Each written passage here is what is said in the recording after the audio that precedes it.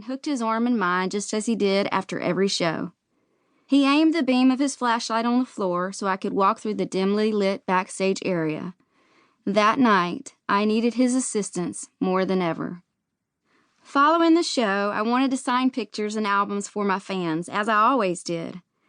Whatever those strange sensations are in my body, I'll deal with them later, I thought. I didn't want to disappoint the fans who were waiting patiently in line. I sat at a table and signed whatever anyone put in front of me, but I couldn't see what I was writing. My sense of feeling in my fingers had returned slightly, so I could hold a Sharpie, but I was writing blindly. Fortunately, by that point in my young career, I had already signed a lot of autographs, so signing my name without seeing it wasn't that difficult. After signing, I got back on the bus without saying a word about the unusual sensations and numbness to my road manager or to any of the guys in the band. Instead, I hurried straight to the back bedroom and called Mama. I explained about my vision being blurred and losing the feeling in my hands. As soon as I told her what was going on, she said, "Julie, you need to come on home, just as fast as you can." "I'm coming, Mama." I was really scared. I had never experienced anything like what had happened to me on stage that night, and I knew something wasn't right. Asheville is less than 5 hours from Nashville, so we were home before morning. Mama said, "You need to see a doctor." I made an appointment with my primary care physician, who, upon hearing my symptoms, immediately sent me to a neurologist. The neurologist recommended that I have an MRI. I had never had an MRI, and my first was a nightmare.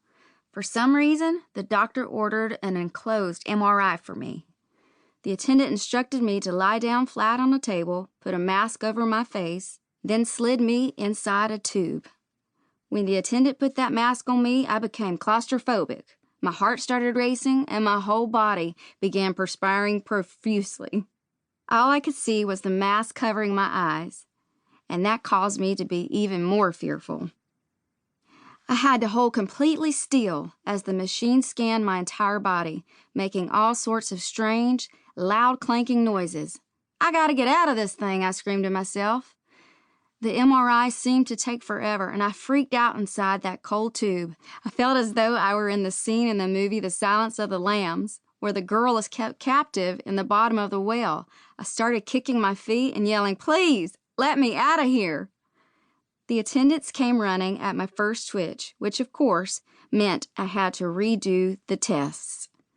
The neurologist had also ordered a spinal tap, but before the hospital doctors could administer the test, I had to sign waivers and consent forms containing all sorts of ominous terminology and warnings.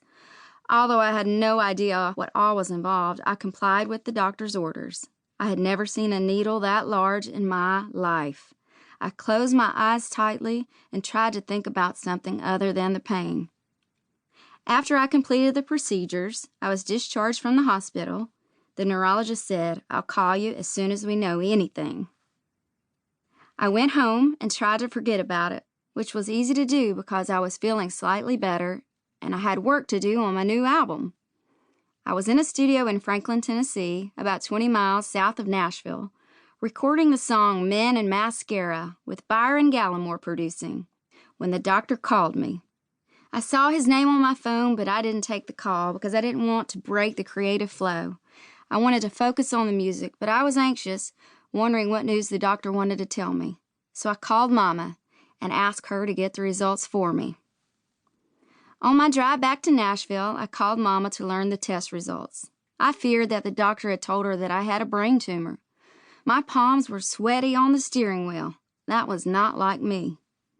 When I got her on the phone, Mama quickly said, "Why don't you pull over, Julie, so I can talk to you?" "No, I'm fine." I kept driving. "Just tell me, Mama, what did the doctor say?" Mama listed a litany of things that I didn't have, things that apparently the doctor had told her the symptoms might have indicated, conditions that she had already looked up online. "Okay, Mama." I was growing impatient. "That's fine, so tell me, what do I have?" Mama seemed to take a deep breath before answering. "Well, the doctor says you have MS. They discovered some lesions on your brain." "MS? Lesions on my brain? Well,